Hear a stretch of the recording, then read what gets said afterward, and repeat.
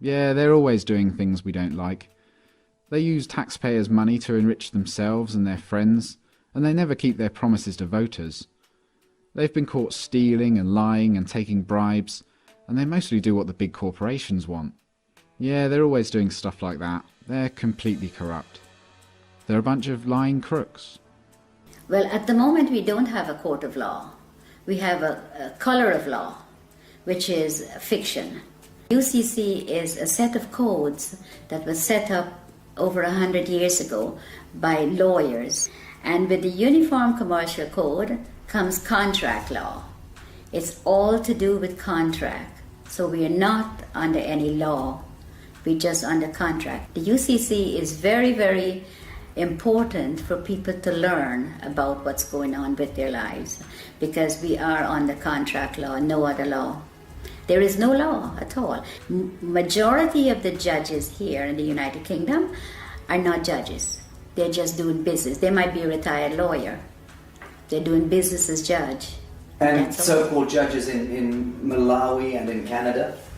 All of them, exactly the same system. They're under the UCC. When you buy a car, you are invited to defraud yourself by then handing it over to the Crown of the state, unwittingly. Yes, because it's fraud, and they're committing this fraud, and they're not letting you know what they're doing. They make millions, hundreds of millions. The highway belongs to us. This says you have to pay to drive on the road. You don't. The DVLA is just a corporation set up by the Crown. All these corporations are set up by the Crown. The only reason to have a license when you drive a car is if you're doing taxi service or doing it for business. But if you're driving for your personal use, going to work, going to the market, take your family out, going on vacation, that you don't require a license. There is no law that requires No. you. You can move about the surface of the earth unmolested. Yes. That's law. That is the law. Yes, that is the law. But that's not what they're But telling these you. fictions, these costumes, these people wielding batons and guns and tasers, they've somehow been given license by the government to apprehend you, arbitrarily stop and search you, terrorize you, rip you out of your vehicle. Who gave the traffic enforcement officers the right to stop and apprehend people going about their God-given business? Corporate police. If you call a police officer and you know whose side they're on, if you call a police officer and the bailiff is at your door, they will tell you they cannot come because it's a civil matter. But if the bailiff calls them, they will come. That means that they're not working for you, period. They're working for the parent corporation. They're working for the corporation, yes. They're corporate police. How many of the police do you think know this and understand this distinction? I think 90%. Do you really? I do. I do. In the United States and in... And here, yes. Yes, 90% of the police know they're corporate police. The court systems, the justice system, the policing system, all of these systems are designed to commercialize human beings, harvest them monetarily. Yes. Right. The average human being would, if they understood this, would utterly reject this system. Of course. If they understood it. Of course. But of course most people are completely indentured to it, yes. are mind controlled, Yes. reading the newspapers, watching the television, and repeating verbatim the bullshit that's taught to them. Yes. So, when this Prime Minister said she's going to give 300 billion to the common market, where do you think she's getting the money? Not from your wages that you pay taxes on. That's a different set of money. She gets it from your trust fund, from your birth certificate. That's where they get the money to build the roads and do everything you could think of. what do you think it would be the median value of the average 50-year-old by the time they turn 50 in the United States? What is being traded? I would say, in their name? I would say maybe $1 billion, over $1 billion. Right.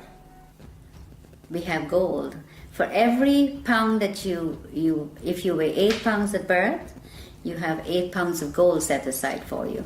Assigned to you by whom? By the Crown. In England? Yes. And in the United States? Yes. By the Treasury? Yes. And Because the United States is owned by the Crown. I think if people get to know and they come together, it doesn't take hundreds of millions. 1 million sovereigns get together can make a hell of a lot of difference, because the word spreads from one to the other. And once people get to know that this is what is being done to them, it's going to be like wildfire. Once people get to know the law, what they're under, and what they're doing to them, and how they're making...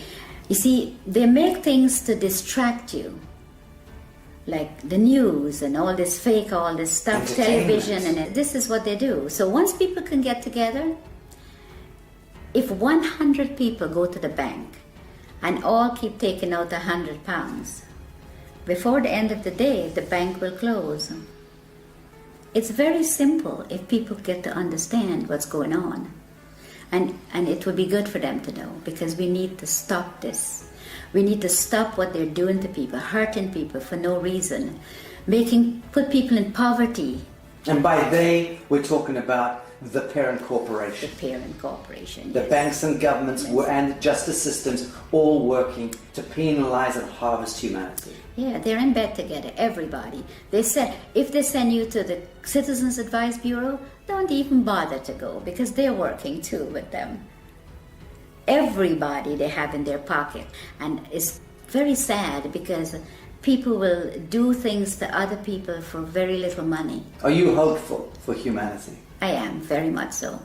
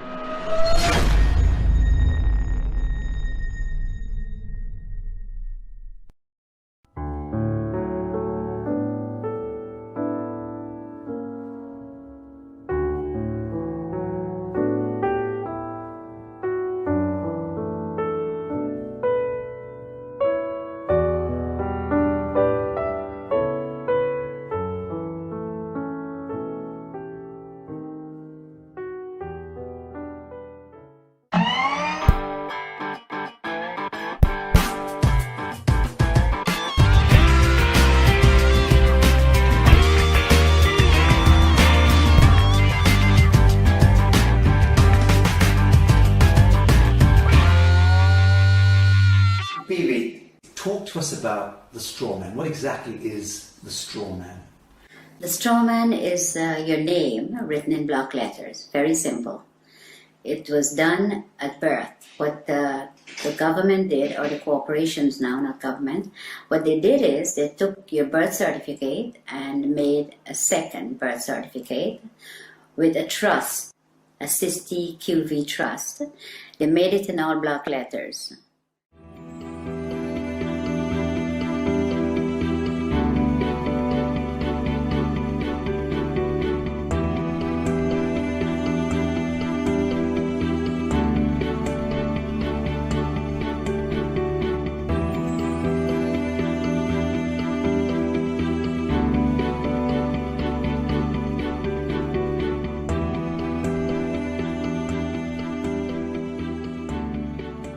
And for them to interact with you, they have to interact with you as a fiction, because they're all corporations. Corporation cannot interact with real people.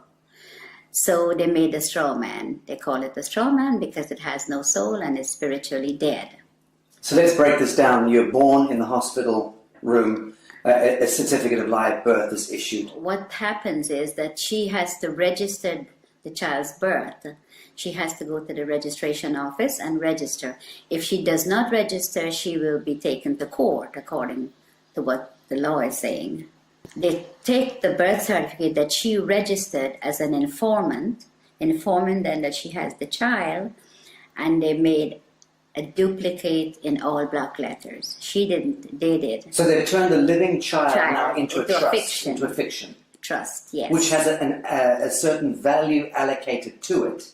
Value, yes. Millions of dollars or pounds. And that trust, let's call it a bond, It is. because that effectively becomes traded thereafter. Yes, it becomes warehouse bond for money.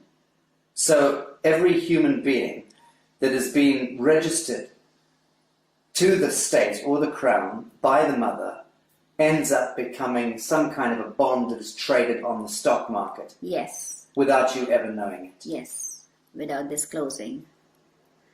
And this is happening since the early 1900s. What they've done is really fraud, because they're fraudulently taking your child's birth certificate and make it into a dead entity.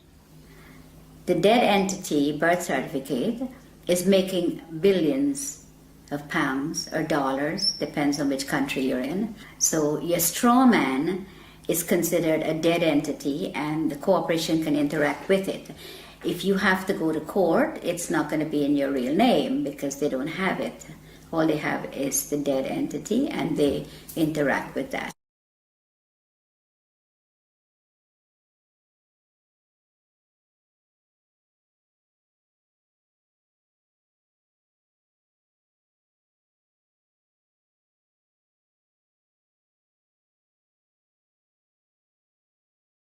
So who is reaping the rewards of the value of your bond as it's being traded? I would say the Federal Reserve, which belongs to the royal family, and the HMRC, IRS, these are the people where your money goes once you are registered. The mother register you, that's where the money goes, to them. Okay, let's talk about the difference between your signature and your autograph. Okay, a signature is under the UCC, which is the fiction, the straw man. Your autograph is the real person. So if you go up to a movie star and says, "Can I have your autograph?" You never say, "Can I have your signature?" It's always autograph because you have flesh and blood.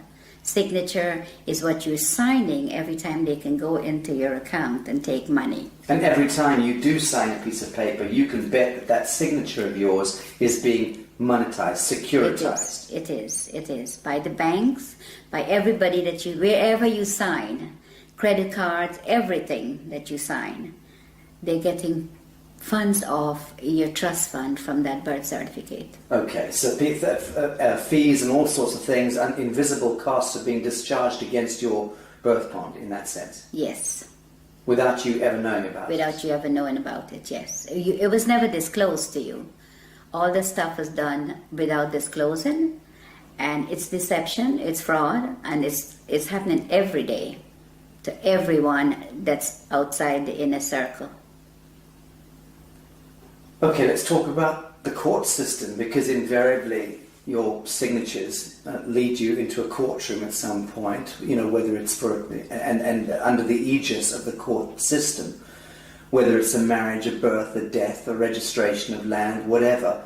So we understand a little about the distinction between the signature and the autograph. What exactly is a court of law? Well, at the moment we don't have a court of law. We have a color of law, which is fiction. So when you go into a court system here or America, you walk into a system where there is no law. So it is lawless. So when you go in there and you speak to somebody doing business as a judge, there is no judge. You could ask the judge to see his oath. He doesn't have one. He's a cashier. Yeah, he's a banker. A banker. Yes. So when you sign any papers in the court, that's when he gets paid out of your 60 QV trust on your birth certificate. That's where he gets the money. If you go into the court, you still lose because it is not a court of law for you. In a situation like that, when should you use your signature and sign something, and when shouldn't you? There is a special way of, under the UCC, we go back to that, there's a special way of signing without responsibility for your signature. So that if you sign in the special way according to the UCC, you're not responsible for anything that's on the paper. Okay. Now, for the layman, describe UCC. What are we talking about? Okay. What is the UCC? The UCC is a set of codes that was set up over 100 years ago by lawyers. And with the Uniform Commercial Code comes contract law. It's all to do with contract. So we are not under any law. We're just under contract. Someone could call you up and says, "Oh, would you like the contract with me to get TV license or to get something that you need, and you contract. Telephone, everything is contract, everything. And under the UCC, you do not have to sign. A stamped signature or a typed up signature is considered sign under the UCC. So when you get a letter in the mail and it has no signature, or it just have a stamped signature, then it is considered sign. The UCC is very, very important for people to learn about what's going on with their lives, because we are under contract law, no other law. There is no law at all. In America, the court system is operated under military. When you walk into a courtroom, I don't care which courtroom, if it's a higher court or a lower court, they're under the military. Now you walk in there and you're not a military member, and you're not told that you've been tried under the military. If you mention the Constitution, the judge says it does not apply in my courtroom. But you don't know what he's saying, because you don't know what they're doing to you when you're there. And all of that language is designed to confuse the hell out of you. Yes, it's designed under the UCC, and they know. They know what they're doing, and they know how to manipulate you. So you're saying all judges are very schooled and versed in UCC? Yes. They're taken to special training schools in order to learn this? Yeah, the president appoints all the federal judges in America. And they go to Scottsdale, Arizona and Reno, Nevada to train how to apply this fraud contract in the courtroom. And in the United Kingdom? The United Kingdom, majority of the judges here in the United Kingdom are not judges. They're just doing business. They might be a retired lawyer. They're doing business as judge. And so-called judges in Malawi and in Canada? All of them, exactly the same system. They're under the UCC. Okay, I want to talk about some mundane issues. Who owns your car? The DVLA in England. In the United Kingdom? Yes. Department of Vehicle Licensing Agency. Okay. Yes. Well, the DVLA owns the car. It tells you on your registration, you are not the owner. You are just the registered keeper. Now, if you look up registered keeper, it says a person who is responsible for taking care of the vehicle, pay the taxes, pay the license, pay the insurance, and take care of it. But the DVLA could take it from you anytime they feel like. Crush it. They could clamp it. Because once you've registered it, you've handed it over to the Crown of the state. That's right, yes. It's no longer yours. It's not yours, never. So again, when you buy a car, you are invited to defraud yourself by then handing it over to the Crown of the state, unwittingly. Yes, because it's fraud, and they're committing this fraud, and they're not letting you know what they're doing. They make millions, hundreds of millions. The highway belongs to us. They says you have to pay to drive on the road. You don't. The DVLA is just a corporation set up by the Crown. All these corporations are set up by the Crown. The HMRC, the DVLA, they all do the same thing. So if you look carefully at your registration, it tells you right there. And in the United States of America, it's not the DVLA. What's the equivalent? It's the Department of Motor Vehicles. And again, they invite you to register the vehicle to them. Yes. They become the owner. They become the owner. The only reason to have a license when you drive a car is if you're doing taxi service or doing it for business.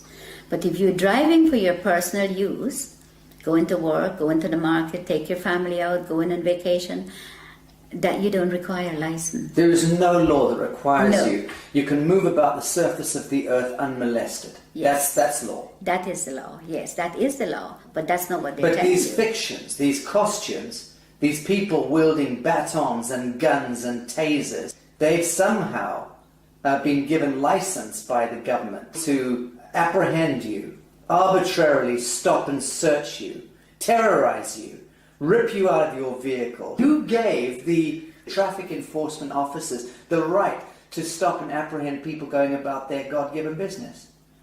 The corporations that they're under. The police are not constables. And the Queen took an oath to represent the sovereign people, which she's not doing. She's now a corporation herself.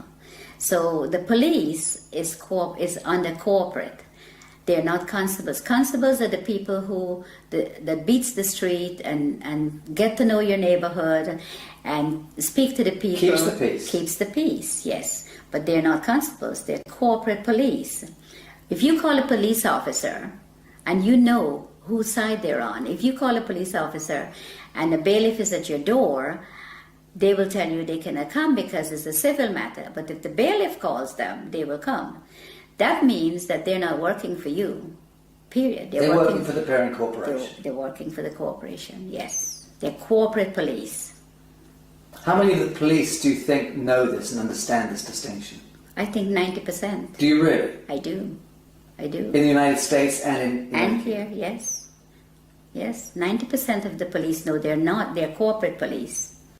But surely then they understand that they are in serious breach of their foundational oath. And they should thereby surely understand that the Queen of England is in serious breach of her coronation oath, which requires her to intervene if her parliament or government is conducting any cruel and unusual punishments against the people.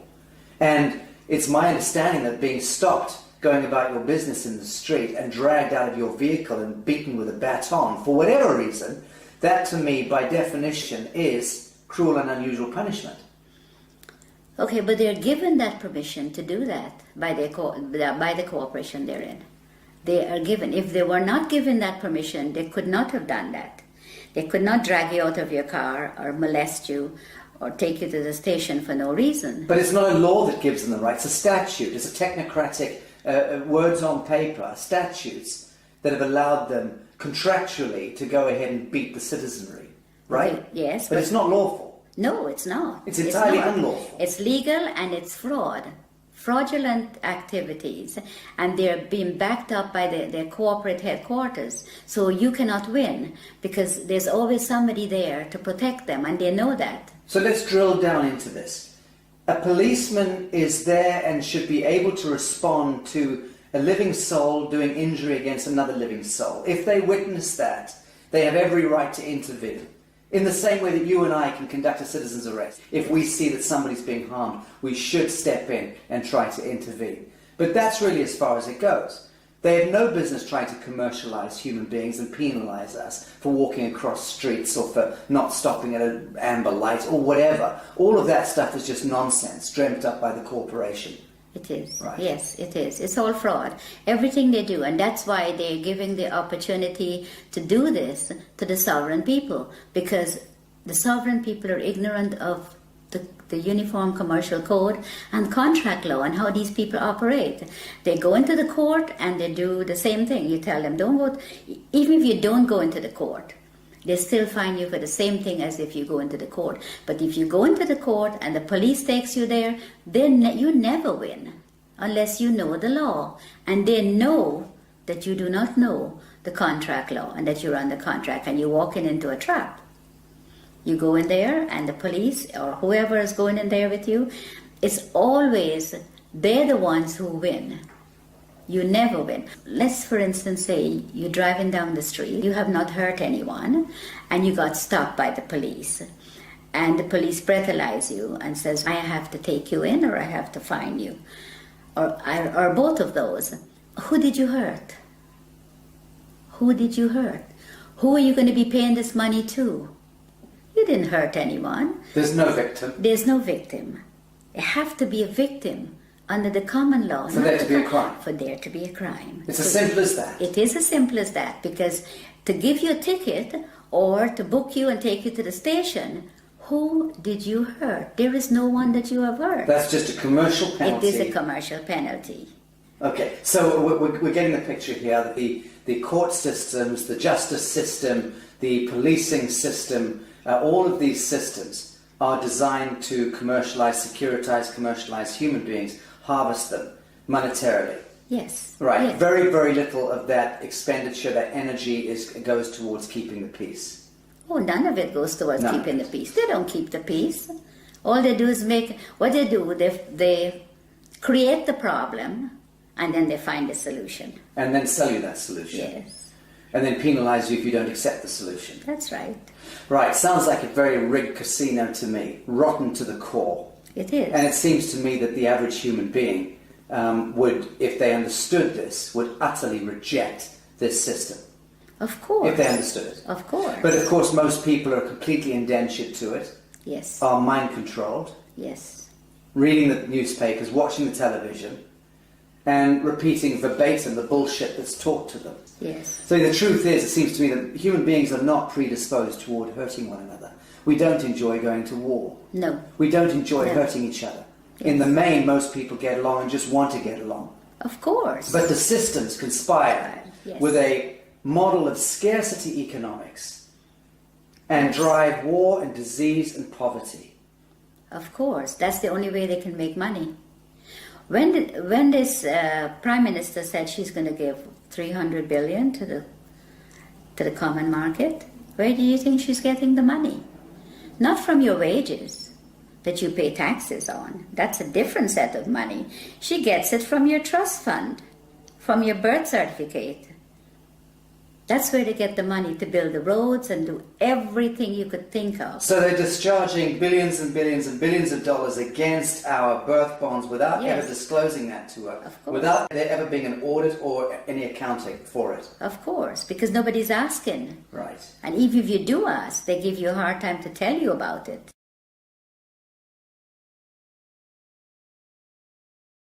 So if you try to go and discover your own birth bond, let's call it that, and you try to discover the true value, how does one go about doing that? You apply to the Federal Reserve for it. There's forms that you can fill in, and you can, once you find the bonds and the serial numbers, you can get it from the Federal Reserve because they have it. And you can then discover the value of your bond? Of course. And the average, let's say, 50-year-old in the United States would be worth what? A 50-year-old in the United States, it could be worth hundreds of millions. But one comment, if you go on the website and you put in your birth certificate number, and it comes up only one, you have hundreds of thousands of people are trading on it. Right. That's only one that you know of. I think what I'm getting at is, what do you think it would be the median value of the average 50-year-old by the time they turn 50 in the United States? What is being traded? I would In their name. say, maybe $1 billion, over $1 billion Right. has been traded. Okay. Because when I checked, on one of my numbers is over 283,000 people are trading on it. Can you imagine how much money that is? So when we hear that the US has a debt of $23 trillion or whatever it is, that fictitious money was all pumped out of the air, but effectively it was discharged against the value of Yes. the people. Yes. Right, so that's where the fiction emerges. Yes. And it becomes this huge imbalance that no one quite understands. How on earth do we get that much money? They just made it up as they go along and tell us what they want to tell us. Yes, but they'll validate the making up of that money by, Yes. on paper, discharging it against the value of Yes. the citizenry. And the citizens' gold, our sovereign gold.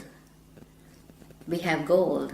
For every pound that if you weigh 8 pounds at birth, you have 8 pounds of gold set aside for you. Assigned to you by whom? By the crown. In England? Yes. And in the United States? Yes. By the Treasury? Yes. And Because the United States is owned by the crown. let's okay. So let's say there's 200 odd nations of the world. There's hundreds and hundreds of small island states, but there's about 200 nation states, big nation states. They are all of them a franchise of the Anglo-American Corporation. Yes. Let's call it that. Yes. And that the Anglo-American Corporation is an extension of the British Crown. Crown. Yes. And the British Crown is collateralized by what, or backed by what? Gold. And by the people. The hundreds of millions of people. The British Empire has just went on the ground. It's still there. Controls the Bank of International Yes, Settlements, yes. controls all the reserve banks around Yes, the world and yes, so on. Right? yes. Correct. So at what point do you believe the world sees through this grotesque fiction and then addresses the source code and then writes it?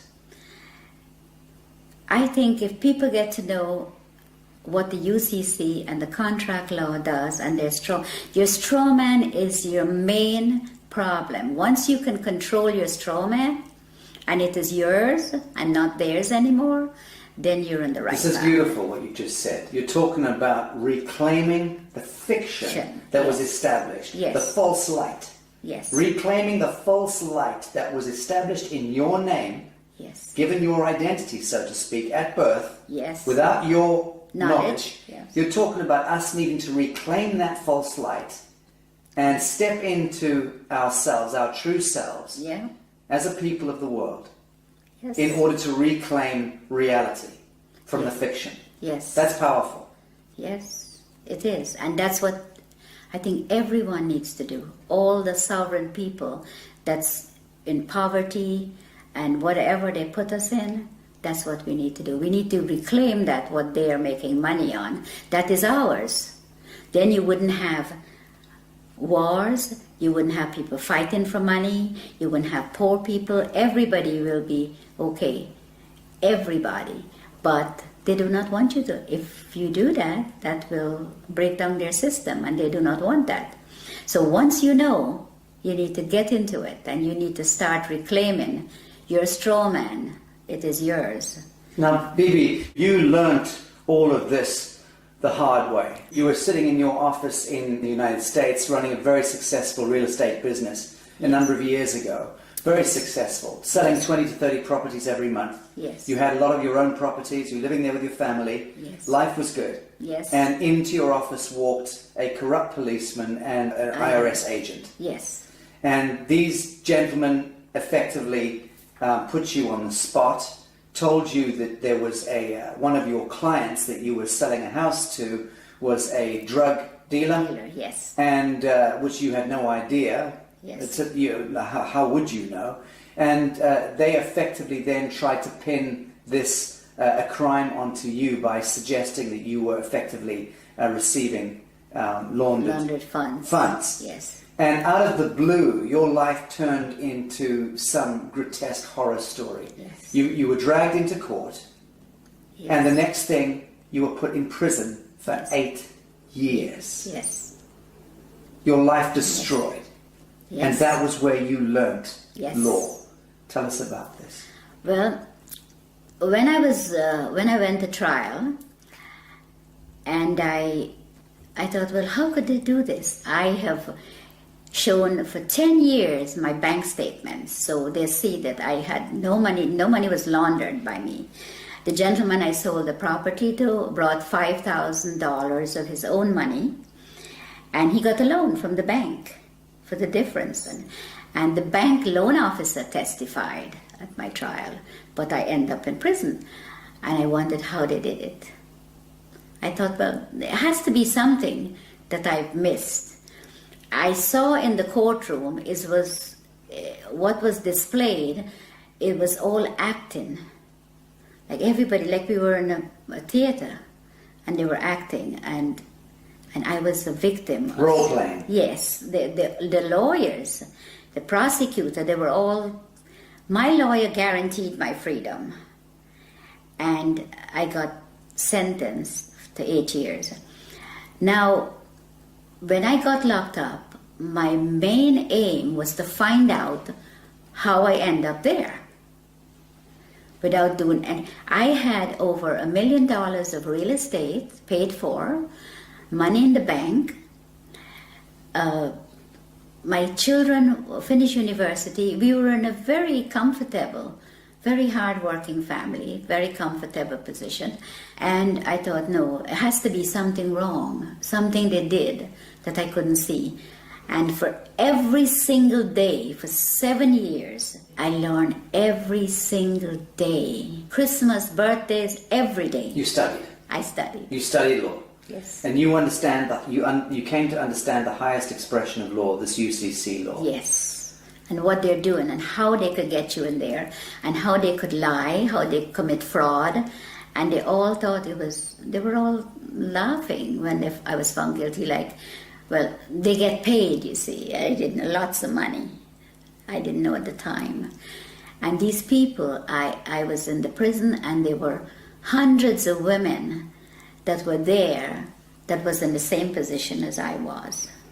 They were tricked into the system. Yes, they didn't do anything. And then once they're in prison, they're having a prison bond issued. Oh, yes. And then their prison bond is traded on the stock market, Yes. making huge amounts of money. With their numbers, yeah. And they're relegated to becoming slave workers. Yes. And no one's told this. No, they get 12 cents per day. The food that was served in the kitchen was from the Gulf War. Cans of meat and all kinds of stuff. And they said the prison is not making any money, and they're telling the people out there that the prisons are losing money, and all these drug dealers and all these people coming into prison, and we don't have enough money. That's a lie. They're making thousands of dollars a day per prisoner. I know it's at least $3,000 a day. Yes. Per prisoner. But they invest into the prison system, into Unicorn. Prisons for profit. Prisons for profit. Disgusting. And they invest in the prisons, and they make hundreds of billions of dollars. And the prisoners get 12 cents a day, and the food that they feed the prisoners... Not fit for dogs.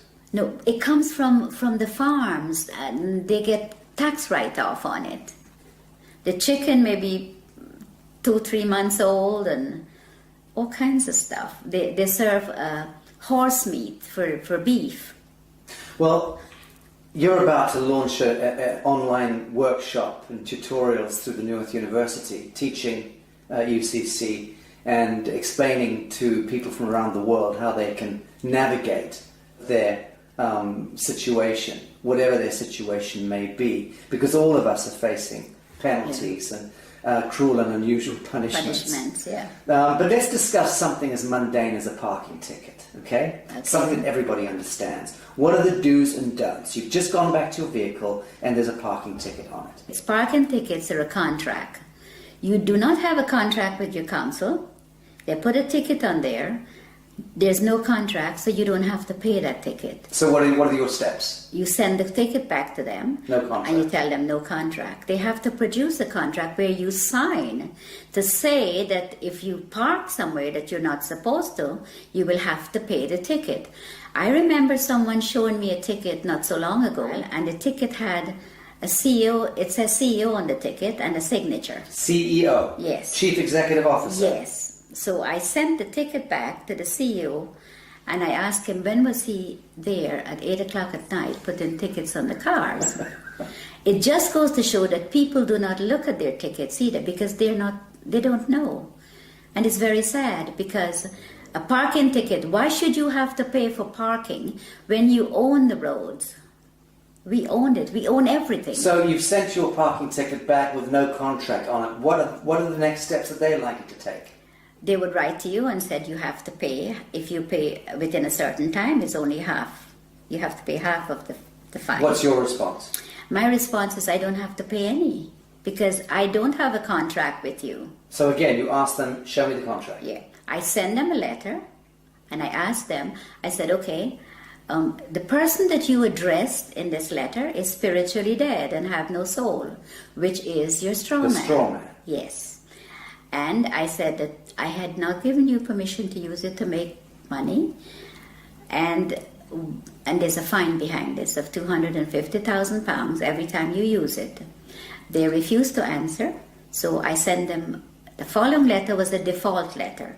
I says, you're now in default for not responding, because that's what they're going to do to you. So you played law against them? Yes. Good. Yes. So when I sent them that, 5 days later, I received a letter stating that the account is closed and I do not owe. Very good. Thank you for that. Well, that's rather straightforward. Let's discuss mortgages, because this is the bane of most people's existence, is needing to secure their home. Everyone has the right to a home in this world. And mortgages, I mean, what's the etymology of mortgage in the first instance? Death grip, isn't it? Yes, it is. It is. Mortgage means death grip in French. Well, the mortgage is what they do is just a front. Because the minute you miss a payment, when you get a mortgage from the bank, is they're after you. The first time you miss a payment, it goes straight into the insurance company that the mortgage company have. And they want you to miss a payment. And they want you to miss a payment because they don't lend you money. But let's go back. Your house is, let's say, worth $100,000. Now, when you apply for a mortgage, they don't have the $100,000. But you come along with your block black capital signature, you sign the application, they then monetize your signature by having $100,000 worth of your value discharged against your treasury bond. Yes. That money they then lend to you, and they double dip because they then get you to pay that money back plus interest. What they do is they don't lend you that. They don't lend you anything. You fill up your papers and you sign. The signature is what they want.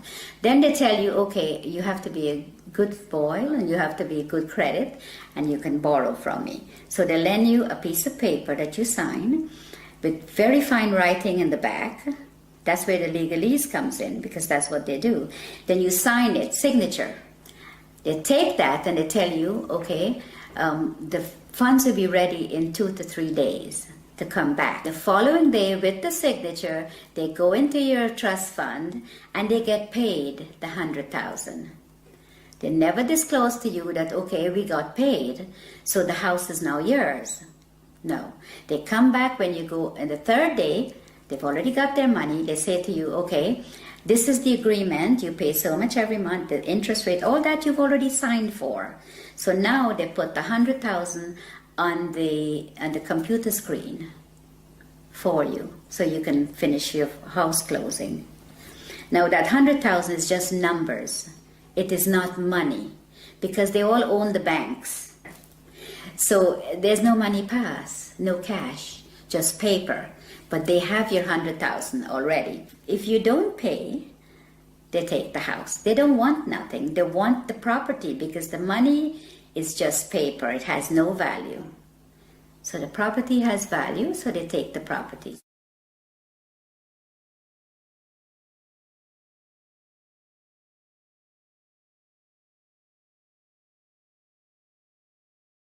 So let's talk about allodium title. What is allodium title? Why is it so important? Okay, allodium title is important because you do not own the land. They tell you it's freehold, but it's not freehold.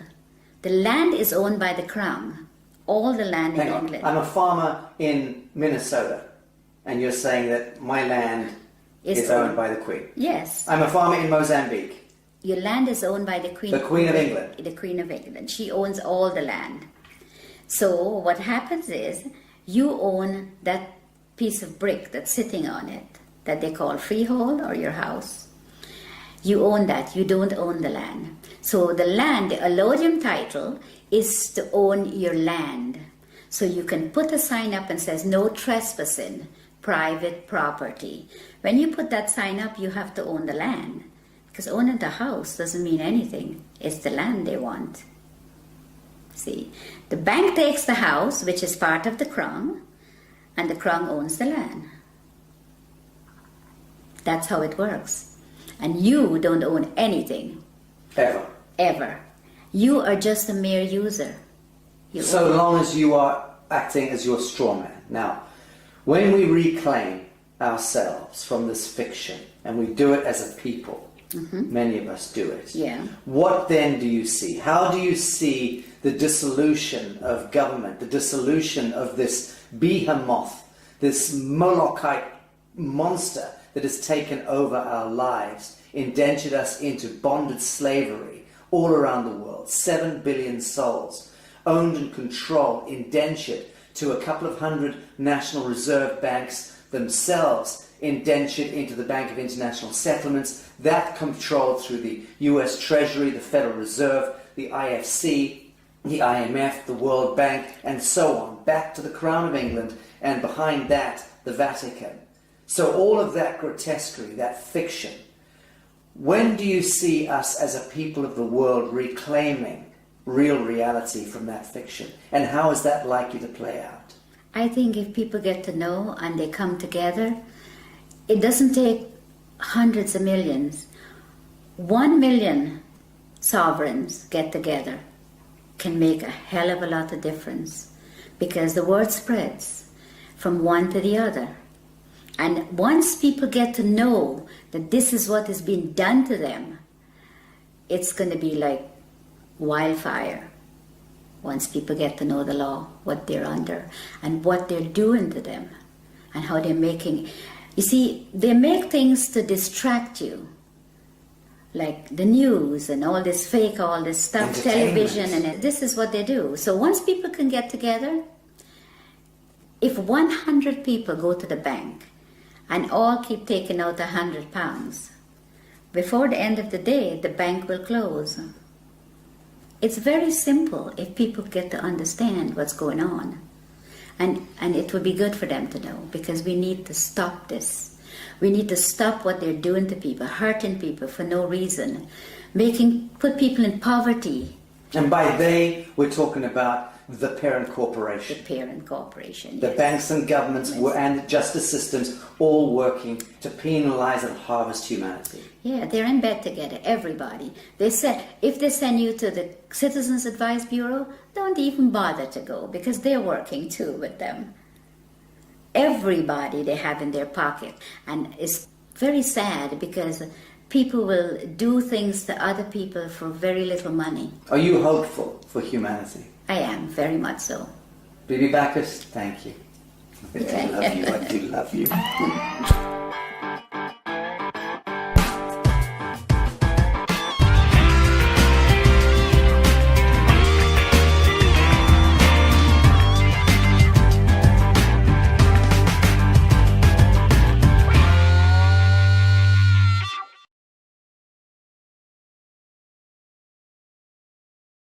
So let me get this straight.